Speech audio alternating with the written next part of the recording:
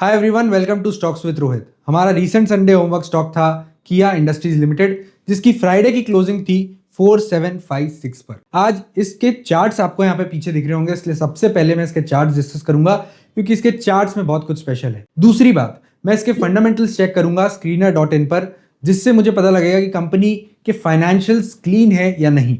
और लास्ट में जिस हिसाब से मैंने इसके पूरे कॉन कॉल्स पढ़े, साथ में कंपनी के बिल्डअप के बारे में पढ़ा, तो यहाँ पे आपके लिए मैंने वो नोट्स बना के उसको कन्वर्ट किया है एक पीपीटी में, जो कि एक बहुत ही ब्यूटीफुल पीपीटी बना हुआ है। वो लास्ट में हम डिस्कस करेंगे और यहाँ पर डिसीजन लेंगे कि किया इंडस्ट्रीज हमें कैसा लग रहा है शॉर्ट टर्म गेम्स के लिए। आइए देखते हैं सबसे पहले इसके चार्ट्स इसके स्पेशल क्यों हैं। तो आपको यहाँ पे किया का रेट दिख रहा होगा 4756 का, और आपको अगर यहाँ पे प्रॉपर चार्ट्स दिख रहे होंगे जहां पे आपको एक बॉटम फॉर्मेशन बनते हुए दिख रहा होगा क्लियरली। किया में बॉटम फॉर्मेशन बना है कुछ हफ्ते पहले और कुछ महीनों पहले इसने अपना टॉप बनाया था एट 5000 पे टॉप बनाने के बाद इसने बहुत बार ऊपर आने की कोशिश की रिसेंट में ही, मतलब अक्टूबर नवंबर तक की, मतलब 4800 का टॉप बनाया जुलाई एंड में, वापस से 4800 का टॉप बनाया अगस्त समथिंग में, वापस से 4800 के पास टॉप बनाया अक्टूबर मिड में, उसके बाद वापस से इसने 2025 के एंड में 4800 के पास वापस से टॉप बनाया, जिसके बाद इसमें एक न्यूज आई जिसकी वजह से यहाँ पर एक बड़ा फॉल देखने को मिला। वो न्यूज एक पैनिक न्यूज थी, मतलब कंफर्मेशन नहीं था कि उसका रेवेन्यू इंपैक्ट आएगा नहीं आएगा। मतलब एक नए प्लेयर ने यहाँ पर एंट्री ली थी वायर इंडस्ट्रीज में।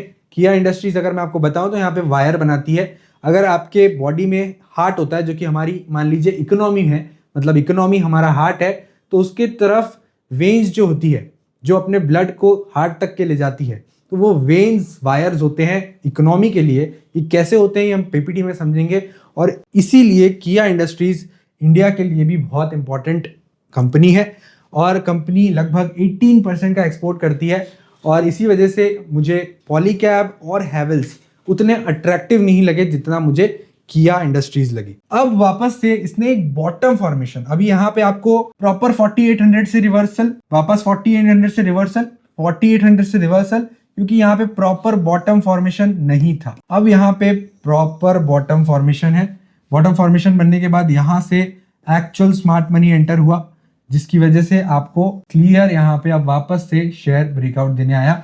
अब ब्रेकआउट देने आया, फंडामेंटल चेंज नहीं हुए थे, नंबर्स चेंज नहीं हुए थे, पैनिक की वजह से ये जो फॉल था ये अपॉर्चुनिटी थी, और ये बहुत बड़ी अपॉर्चुनिटी यहाँ पर पॉलीकैब में भी थी। पॉलीकैब में हमने उस अपॉर्चुनिटी को पकड़ा, लेकिन किया इंडस्ट्रीज हमें ब्रेकआउट के पास आके दिखी है। तो डेफिनेटली अब ये अपने 4800 वापस से मतलब टेस्ट करने आ रही है। तो प्राइस एक्शन और वॉल्यूम की वजह से आपको यहाँ पर 4800 पर एक ब्रेकआउट दिख रहा है, मंथली ब्रेकआउट, और इसी वजह से यहाँ पर 4800 के ऊपर अगर ट्रेड करने लग जाता है कंटिन्यूसली 2 सेशन, तो वो 5000 तक के पहुंच सकता है। और 5000 पे एक और ट्रिगर मिलेगा जो कि इसका ऑल टाइम हाई था, जहां से कंपनी ऑलमोस्ट 5400 और 5600 तक के यहाँ पे हमें टारगेट दिखा सकती है। अब यहाँ पे इसके मंथली चार्ट्स एक बार देख लेंगे। मंथली चार्ट्स में प्रॉपर कंसोलिडेशन हुआ है नहीं हुआ है, और मंथली चार्ट्स में कैसे चली है कंपनी।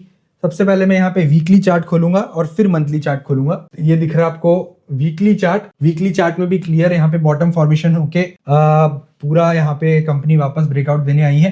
कंपनी एक बहुत ही सूदिंग वे में यहाँ पर आपको गेन्स दे रही थी क्लियरली, और वन साइडेड मूव कंपनी ने वीकली चार्ट में दिया था, जहां से कि जब वैल्यूएशन हाई हुए तो ये यहाँ पे गिरने लगी, और ये पैनिक का फॉल यहाँ पे मिला, और वापस से कंपनी ने अपना जो मोमेंटम था जो यहाँ पर चल रहा था वो अब वापस से यहाँ पे कैरी करने के लिए आ गया, क्योंकि ये पूरा पीरियड कंपनी के लिए कंसोलिडेशन जोन हो गया।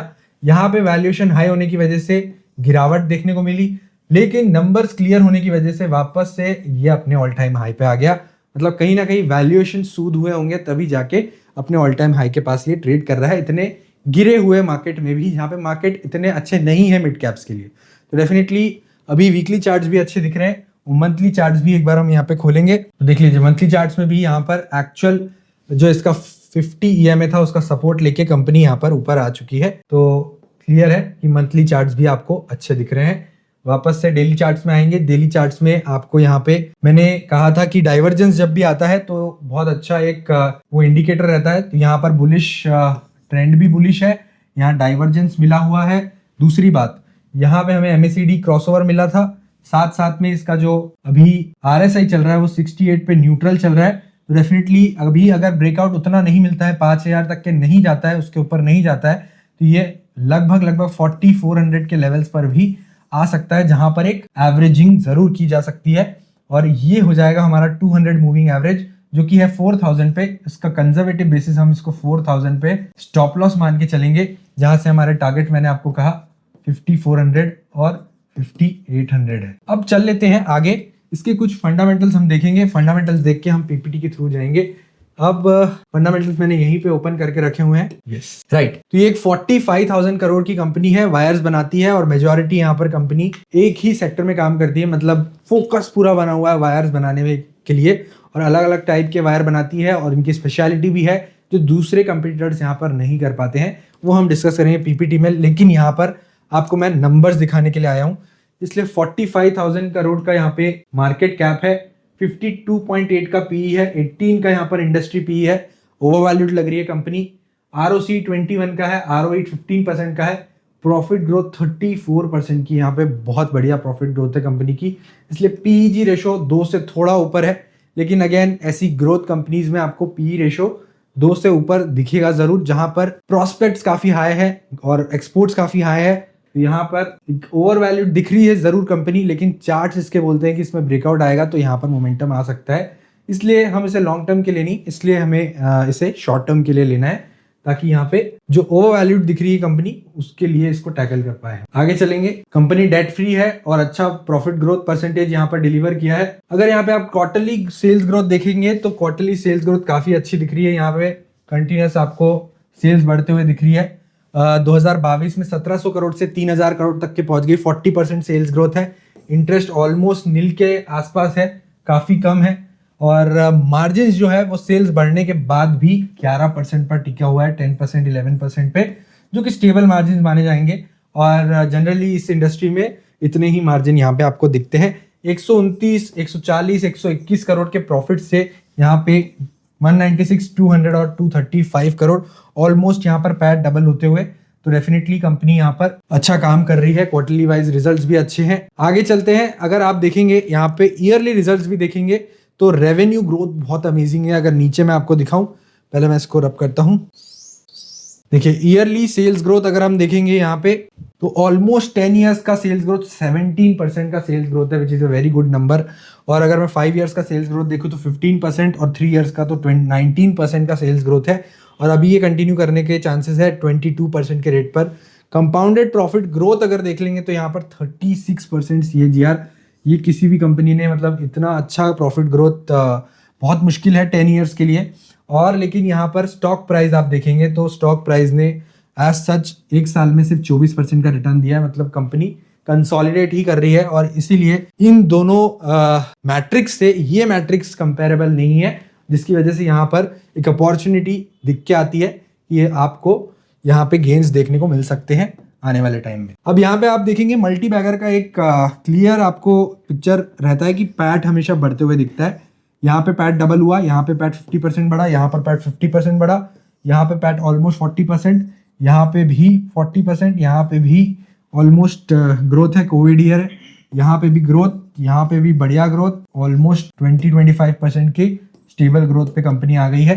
696 लास्ट ईयर का था और यहाँ पर एक्सपेक्टेड है 861 करोड़, मतलब company is doing really good और कंपनी बढ़ते जा रही है आगे धीरे धीरे अपने रिजर्व्स को बढ़ाते हुए, और company is doing really good in this industry. आगे चलेंगे तो 6000 करोड़ के रिजर्व्स हो गए हैं, बैलेंस शीट काफी अच्छी है, असेट्स बढ़ते जा रहे हैं, इन्वेस्टमेंट्स भी बढ़ते जा रहे हैं, तो डेफिनेटली कंपनी अच्छा कर रही है। अभी 2025 में एक प्रॉब्लम यहाँ पे दिखी है, इसके कैश फ्लो नेगेटिव रहे हैं, लेकिन again it's a one of event, यहाँ पे बीच बीच में इसके कैश फ्लो नेगेटिव होते जरूर है, लेकिन मार्च 2026 में यहाँ पे इंप्रूवमेंट के चांसेस जरूर है, वापस से ऑपरेटिंग कैश फ्लो हमें पॉजिटिव दिख सकता है।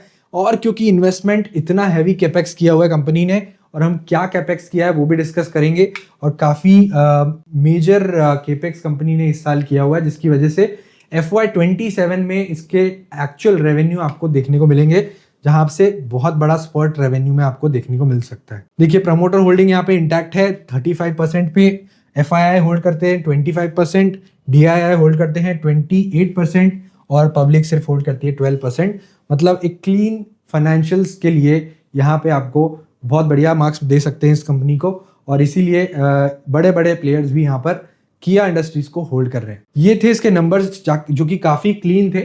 लेकिन अब बात करेंगे इसकी स्पेशलिटीज़ पर, जहाँ पे कंपनी ने अपने एक्सपांशन किए हुए हैं, जहाँ पे कंपनी क्या स्ट्रैटेजी यूज़ करती है, कंपनी काम कैसे करती है, ये सारी चीज़ों में हम डिस्कशन जरूर करेंगे। तो आपको यहाँ पे दिख रहा होगा why cable represent the veins of the Indian economy. Veins मतलब वही, मतलब आपके हार्ट तक के जो ब्लड को पहुंचाता है उसे हम वेन्स कहते हैं। और ये particular wire industry, cable industry economy की वेन क्यों है ये समझेंगे। इंफ्रा सेक्टर पिछले 10 सालों से यहाँ पे बूम कर रहा है, और जिसकी वजह से केबल की डिमांड काफ़ी बढ़ी है। तो इंडिया का इंफ्रा और पावर सेक्टर तेज़ी से ग्रो कर रहा है। बिना केबल और वायर्स के ये ग्रोथ इम्पॉसिबल है। जिसमें आपको यहाँ पे दिख रहा होगा, पहले इलेक्ट्रिसिटी जनरेट होती है, जनरेट होने के बाद केबल के थ्रू ही यहाँ पर ट्रांसमिट होती है, ट्रांसमिशन होता है, फिर वो डिस्ट्रीब्यूशन होता है, घरों में जाता है, इंडस्ट्रीज में जाता है, आपको एक्चुअल डिस्ट्रीब्यूशन मिलता है। इसलिए आपको transmission and distribution opportunity 9.2 lakh crore का बहुत बड़ा मार्केट है यहाँ पे बाय 2032। ये बहुत बड़ा मार्केट हो जाएगा 2032 तक के। और वही 500 गीगावाट नॉन फॉसिल एनर्जी, जो कि रिन्यूएबल एनर्जी भी कहलाती है, ये भी यहाँ पर 2032 तक के 500 गीगावाट तक पहुंच जाएगा। That's why cable are the veins of economy. So बिना इसके पॉसिबल नहीं है ये सब करना। इसलिए एक्चुअली ये पर्टिकुलर प्रोडक्ट केबल नीड है हमारी इकोनॉमी की, जहां से हम इसको यहां तक के टारगेट्स देख सकते हैं इंडियन। किया सिर्फ घर की वायरिंग नहीं करता है, क्या क्या करता है वो देख लेते हैं एक बार। रिटेल में यहाँ पर हाउस वायर्स बनाता है, घर का और ऑफिस का लिए लो वोल्टेज वायर्स बनाता है। Brand presence IPL TV ads करता है, और B2C सेगमेंट के लिए मतलब बड़ा इसका पोर्शन आता है। रेवेन्यू का 53% यहाँ पर रिटेल सेगमेंट से आता है। इंस्टीट्यूशनल इंडस्ट्रियल फैक्ट्री और पावर ग्रिड के लिए हाई वोल्टेज एंड EHV, ये स्पेशलिटी है इसकी। क्या स्पेशलिटी है हम आगे डिस्कस करेंगे। Sectors, railway, solar, data centres, जितने भी सेक्टर्स हैं यहाँ पे सभी को केबल लगेंगे ही लगेंगे। और बड़े प्लेयर्स में से बहुत कम ऐसे प्लेयर्स हैं जो कंसिस्टेंटली यहाँ पर एक अच्छे मैनेजमेंट के साथ काम कर रहे हैं, अच्छे नंबर्स पेश कर रहे हैं। तीसरी चीज है EPC, बड़े बड़े प्रोजेक्ट जो टर्न की प्रोजेक्ट्स होते हैं, project execution services, completion, end to end solution, बड़े प्रोजेक्ट्स में भी इनका यहाँ पर कंट्रीब्यूशन रहता है। अभी पैसा कहाँ से आता है वो समझते हैं। मैंने आपको बताया रिटेल 53% शेयर करता है रेवेन्यू में, ब्रांड स्ट्रांग है और बिजनेस यहाँ पर स्टेबल है। एक्सपोर्ट इनका जो ग्रो हुआ है लास्ट 9 मंथ्स में 79% से एक्सपोर्ट ग्रो हुआ है, जो कि हम देख रहे हैं कि लास्ट 9 मंथ्स में यहाँ पर टैरिफ ने बहुत धमाका मचाया हुआ है पूरे वर्ल्ड में, जिसकी वजह से सारे मार्केट्स प्रॉब्लम में रहे हैं। वहीं किया इंडस्ट्रीज का एक्सपोर्ट 79% से बढ़ गया है। अभी इनका एक्सपोर्ट शेयर लगभग 17% तक के पहुंच गए। आपको यहाँ पे दिख रहा होगा export is 17% of the revenue. The मोट वाई किया विंस EHV एज। अभी मैंने आपको बताया ये इंपॉर्टेंट प्रोडक्ट है कंपनी का EHV, और ये एज प्रोवाइड करता है कंपनी को। Why it is an edge for the company, high entry barrier, मतलब ये हर कोई कंपनी EHV नहीं बना सकता है। किया के पास ही ऐसे कुछ पेटेंट्स है, ऐसे कुछ मैन्युफैक्चरिंग फैसिलिटीज है, जिसकी वजह से यहाँ पर कंपटीशन किया के लिए लो है, जिसकी वजह से EHV है क्या, एक्स्ट्रा हाई वोल्टेज केबल्स, जो कि इंडस्ट्रियल में यूज में काम आते हैं, और ये नॉर्मल वायर से काफी अलग होते हैं। लो वोल्टेज वायर यहाँ पर आपको घरों में और ऑफिसेज में काम आते हैं। EHV वायर जो कि 400 kV के होते हैं, यहाँ पर आपको इंडस्ट्रियल यूज के काम आते हैं, और ये काफी कम लोग बनाते हैं, इसलिए एंट्री काफी कम है। Capacity up to 400 kV, technical leader है ये पूरे मार्केट में। Only Indian maker of ESP cables, tie up with Brugg cables. तो यहाँ पर आपको लो कंपटीशन दिख गया, एंट्री बैरियर दिख गया, और मोनोपोली भी दिख गई इस पर्टिकुलर सेगमेंट में। Approval qualified for UK national grid. अब एक्सपोर्ट समझ लेते हैं। ऑलमोस्ट 60+ कंट्रीज में इसकी रीच है। ग्रोथ 79% है, एक्सपोर्ट रेवेन्यू 17% तक पहुंच गया है। नेचुरल हेज कॉन्सेप्ट, जब रॉ मटेरियल इंपोर्ट करते हैं और फिनिश्ड गुड एक्सपोर्ट करते हैं तो यहाँ पर करेंसी फ्लक्चुएशन का रिस्क कम हो जाता है। इसलिए आपको जब भी यहाँ पर आपको रुपी डेप्रिशिएट होते हुए दिख रहा है लास्ट 3-4 महीनों से, तो किया इंडस्ट्रीज के प्राइस में हमें एज सच उस पर्टिकुलर रीजन से ड्रॉप नहीं देखने को मिलता है मार्केट प्राइस में। यही एक रीजन है, क्योंकि कंपनी बहुत सारे रॉ मटेरियल इंपोर्ट करती है और फिर एक्सपोर्ट भी करती है यहाँ पे, तो ये यहाँ पे जो करेंसी फ्लक्चुएशन होता है ये यहाँ पे क्लियर हो जाता है। अभी पैसे कैसे बचाते हैं, प्रॉफिट मार्जिन को कैसे बढ़ाते हैं, ये बहुत सारी कंपनीज यूज करती है। इसलिए यहाँ पे किया ने भी यहाँ पे यूज किया है, खुद का रॉ मटेरियल बनाना स्टार्ट किया है। रॉ मटेरियल बनाती है PVC XLPE compounds, made in house बनाएंगे तो इनका मैन्युफैक्चरिंग में इनको इकोनॉमिक्स ऑफ स्केल मिलेगा। और मैन्युफैक्चरिंग में अभी इनके पास 9 प्लांट्स है केबल्स वायर के लिए, और यहाँ से फाइनल प्रोडक्ट बन के रेडी होता है, जिसकी वजह से ये खुद यहाँ पर रॉ मटेरियल बनाएंगे तो यहाँ पर जो प्रॉफिट मार्जिन दूसरों से खरीदने के लिए यहाँ पे आपको लगता था, वो प्रॉफिट मार्जिन यहाँ पे हट जाएगा, जिसकी वजह से आपका कॉस्ट रिड्यूस हो जाएगा और आपका मार्जिन बढ़ जाएगा। इन हाउस कंपाउंडिंग से कॉस्ट कंट्रोल रहता है और क्वालिटी मेंटेन होती है। Capacity 3000 metric ton PVC and 1000 metric ton XLPE per month. ये बहुत बड़ी कैपेसिटी है। दूसरों से कंपेयर भी करेंगे हम यहाँ पे, पॉलीकैब हैवेल्स से भी कंपेयर करेंगे कि किस किस में पॉलीकैब लीडर है, किस में हैवेल्स लीडर है, हैवेल्स का एक्सपोर्ट कितना है, पॉलीकैब का एक्सपोर्ट कितना है। ये सारी चीजें हमने कंपेयर करके एक चार्ट बनाया हुआ है। बड़े बड़े जायंट जैसे पॉलीकैब और हैवेल्स से कंपेयर किया है किया इंडस्ट्री को, और कहाँ पर किया इंडस्ट्रीज इनसे आगे निकली है वो समझेंगे। फोकस जो रहा है किया का प्योर प्ले मतलब केबल्स पर ही रहा है, लेकिन पॉलीकैब का कहाँ रहा है, केबल्स पर भी रहा है और FMEG में भी रहा है। लेकिन हैवेल्स का यहाँ पर कंज्यूमर ड्यूरेबल्स पर ज्यादा फोकस रहा है और B2C सेगमेंट पर ज्यादा फोकस रहा है, इसलिए एक्सपोर्ट नहीं है ज्यादा। रिटेल शेयर 53%, इनका 60% और इनका डाइवर्सिफाइड है। तीसरी चीज EHV कैपेबिलिटी, लीडर है ये पूरे मार्केट में, और या इतनी कैपेबिलिटी है इनके पास। स्ट्रॉन्ग HT और इनके पास ये लिमिटेड है। डेफिनेटली लीडर है मार्केट में। पॉलीकैब भी स्ट्रॉन्ग है इस पर्टिकुलर EHV कैपेबिलिटी में, लेकिन अगेन इतनी बड़ी जो कैपेसिटी है किया इंडस्ट्रीज के पास वो किसी के पास नहीं है। एक्सपोर्ट में भी ये लीडर है, हाई 17% पर एक्सपोर्ट बैठा हुआ है।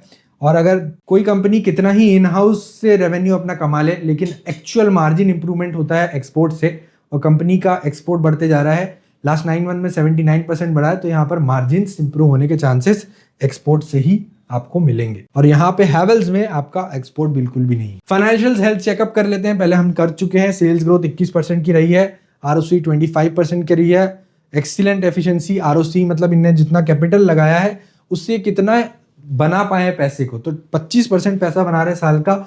डेफिनेटली यहाँ पर जितना कैपिटल लगा रहे हैं वो यहाँ पर ग्रो जरूर कर रहा है, कंपाउंड जरूर कर रहा है। और नेट डेट फ्री कंपनी है, नेट कैश पोजीशन भी प्रॉपर है, कंपनी की अच्छी है, कंपनी पर कर्जा नहीं है, तो बिल्कुल यहाँ पर लोड नहीं है।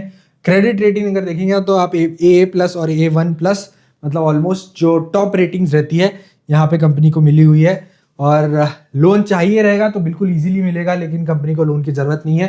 कंपनी यहाँ पर अच्छा रिजर्व्स के साथ बैठी हुई है, जिसकी कंपैरिजन में इसके पास उसका 1/5 लोन भी नहीं यहाँ पे कंपनी का बैठा हुआ है। अभी इनसाइडर स्कूप मैनेजमेंट कमेंट्री 2026 जनवरी 2026 के जो इसके रिजल्ट आए हैं उसमें कुछ की पॉइंट्स है डिस्कस करने के लिए। कैपेसिटी कंस्ट्रेंट हैम्परिंग ग्रोथ, अभी यहाँ पे कैपेसिटी कम है लेकिन डिमांड ज्यादा है प्रोडक्ट की, इसलिए कंपनी को एक्सपांशन करने की बहुत जरूरत है, जिसकी वजह से एग्जिस्टिंग प्लांट यूटिलाइजेशन इनका 85% तक पहुंच गया है, विच इज वेरी हाई। तो कंपनी को और मैन्युफैक्चरिंग प्लांट्स की जरूरत है, जो कि कंपनी अब आने वाले सालों में एक्सपांशन प्लान जरूर करेगी, क्योंकि डिमांड काफी हाई है। ऑर्डर बुक 3928 करोड़ की बैठी हुई है, ऑलमोस्ट 1 साल के सेल्स के ऊपर की ऑर्डर बुक कंपनी के पास बैठी हुई है और स्ट्रॉन्ग विजिबिलिटी दिखती है। कंपनी को FY26 का गाइडेंस है 20+% growth, exceptionally high growth prospects company के यहाँ पर बैठे हुए हैं।